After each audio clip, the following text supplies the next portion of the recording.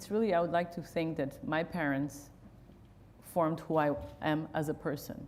But my professional choices and the risks I have taken and the businesses I have built and created were done by my own vision and by my own will.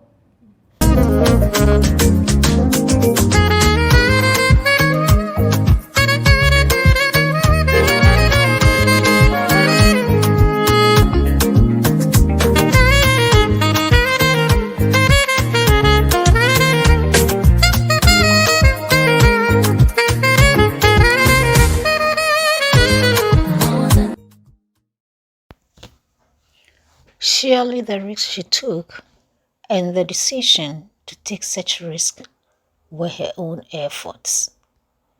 Isabel dos Santos, daughter of ex-Angolan President José Eduardo dos Santos, is currently being investigated for illegal transactions and corruption in Angola.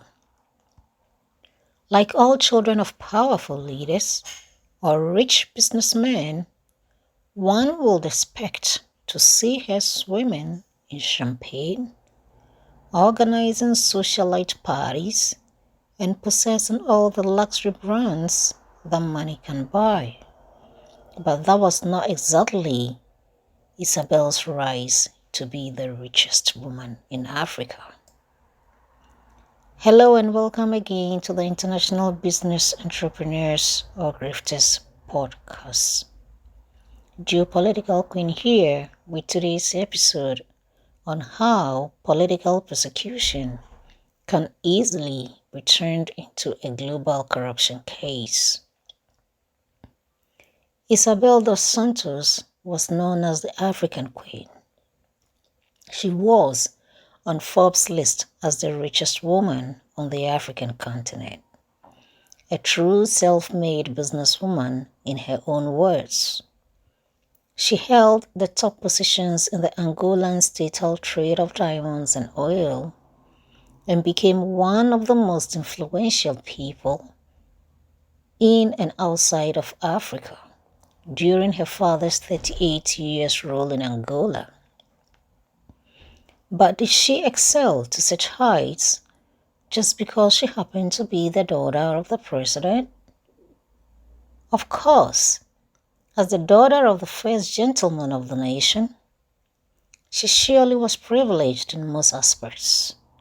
But which privileged child who has the capacity to improve her or his life doesn't benefit from such perks, with the exception of those like Hunter Biden, who just for the sake of his father being the vice president of the United States, was appointed as a board member of the Ukrainian energy company Burisma for millions of dollars a year, but wasted it mostly on sex workers and sniffing white powder in brothels. Were Donald Trump's children not presidential advisors working in the White House? So how and why does Isabel, who built her empire over a 20-year period as an independent businesswoman, become the poster child of corruption worldwide? Isabel built an empire that spanned from media, telecom and energy sectors, a supermarket chain, a brewery, and significant investments in Angola's former colonizer, Portugal. She also acquired stakes in the country's diamond exports, two of Angola's banks, and its biggest cement maker, which created jobs for over 20,000 people. As one of Angola's largest taxpayers, her net worth was alleged to have been more than $2 billion. Her first investment was in her mid-20s, when she had just returned to Angola after studying in London, in a beach bar known as the Miami Beach Club, a struggling, scruffy bar which direly needed investments to survive back then. This bar marked her out as a savvy investor and has been a fixture on the Luanda party scene for over 20 years. And of course, with some golden sprinkle of presidential royalty, the bar was a place for wealthy drinkers and dancers in Angola. Nicknamed the Princess of Angola, but a princess who gets out of her bed to build supermarkets, the empire she and her husband, Sindinka Dokulu, a Congolese businessman and art collector, built stretched from Hong Kong to the United States. It encompassed properties around the world, including a villa at Kensington Gardens, $55 million mansion in Monte Carlo, a $35 million yacht, and a luxury residence in Dubai on a seahorse-shaped artificial island. And why not? Who doesn't get some earnings from any hard work? Is that also a crime? In 2016, Isabel was appointed chair of the state-owned oil company Sonangol, the heartbeat of Angola's oil industry. This will be the beginning of her woes after her father stepped down in 2017. The late President Dos Santos stepped down in 2017, leaving the affairs of the state to his hand-picked successor, João Lourenço, expecting that his successor would have paid some loyalty to him out of respect for their lifetime friendship, a process which would have allowed his family dynasty to survive, but that was not supposed to be. João Lourenço, who was alleged to have suffered embarrassment and pain after the then President Dos Santos once upon a time started having an affair with his wife, was in to disgrace the Dos Santos family. Lourenço, upon taking office, quickly launched an anti-corruption campaign and fired Isabel from Sonangol as his first statement of power. The new regime then set off to crack down on the Dos Santos dynasty.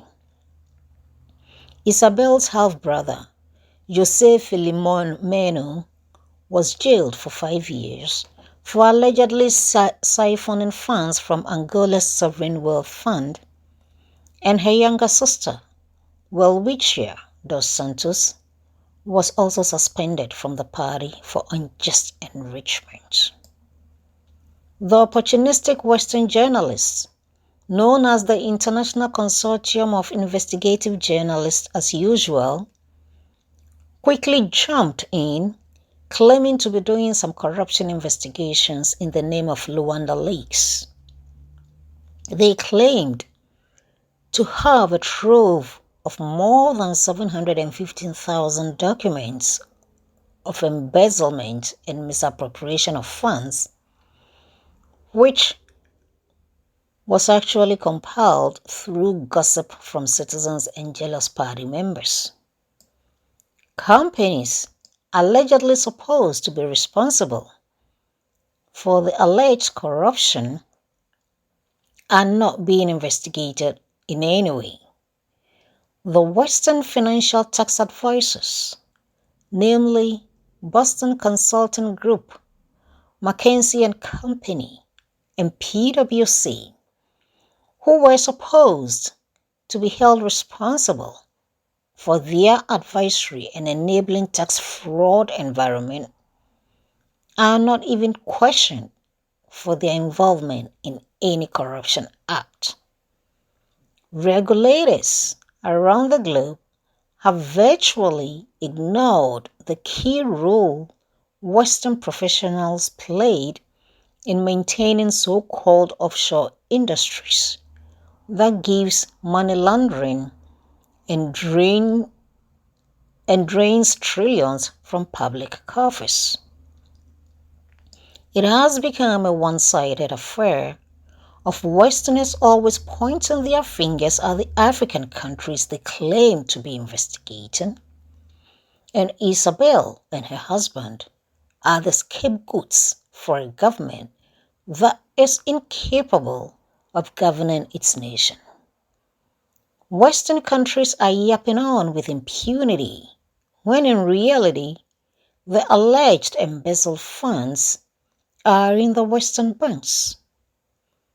The political persecution has led to an Angolan court freezing Isabel's assets in the country as part of a corruption investigation, along with her husband's and a Portuguese business associate's assets. The Angolan Attorney General claimed that the couple were responsible for more than $1 billion in lost state funds, with particular focus on Di Grisogono and Sonangol.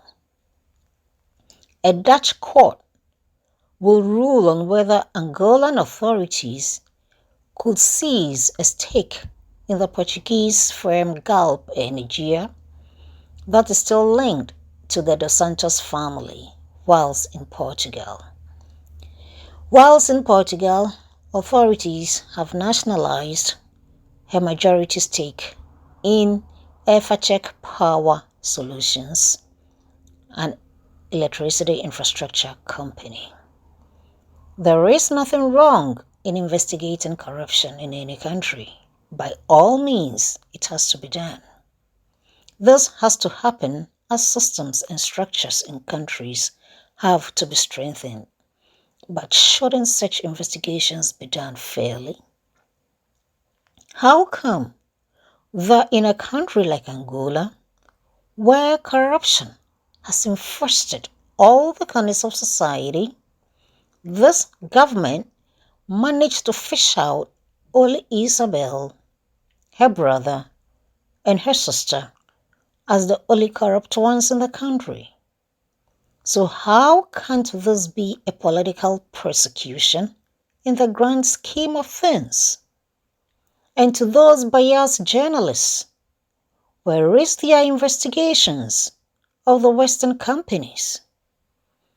Isabel had over 20,000 employees. What about them too?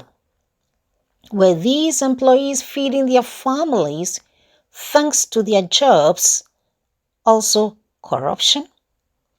Or the Portuguese bank, where Isabel is alleged to possess 42.5% shares?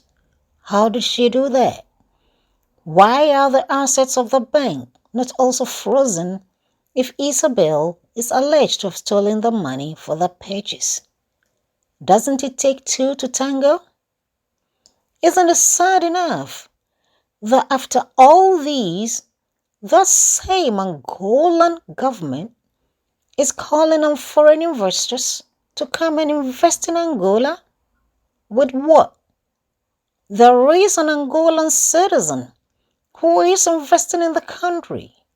Her assets are frozen and kept away from the country. But a foreigner is warmly welcomed to come and steal more. So in effect, an African has no right to benefit from their God-given resources, but any stranger can pass by and collect his share, right? Isn't it time that some Africans started looking at themselves in the mirror? Why are some Africans always excited in treating their own with disdain? How many foreign investors have created jobs for over 20,000 people in Angola? But when you have one of their own, a daughter of the nation, who, whether she had all the doors opened to her because of her birthright is contributing to the development of her country, she is being persecuted. How on earth is this not the brightest color of political persecution? Was Isabel a government official? Did she sign off any contract herself?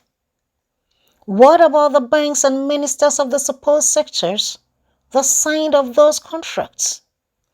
Where is it stated that it is a crime for the daughter of the president to do business in the country? If it takes two to tango, then why is Isabel alone being held responsible for all the woes in the country? So what do you think?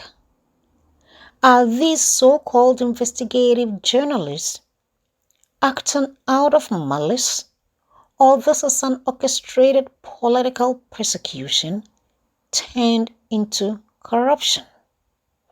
Well, kindly leave your comments in the comment section below. And thanks for tuning in. I will be back with the next broadcast. Good day.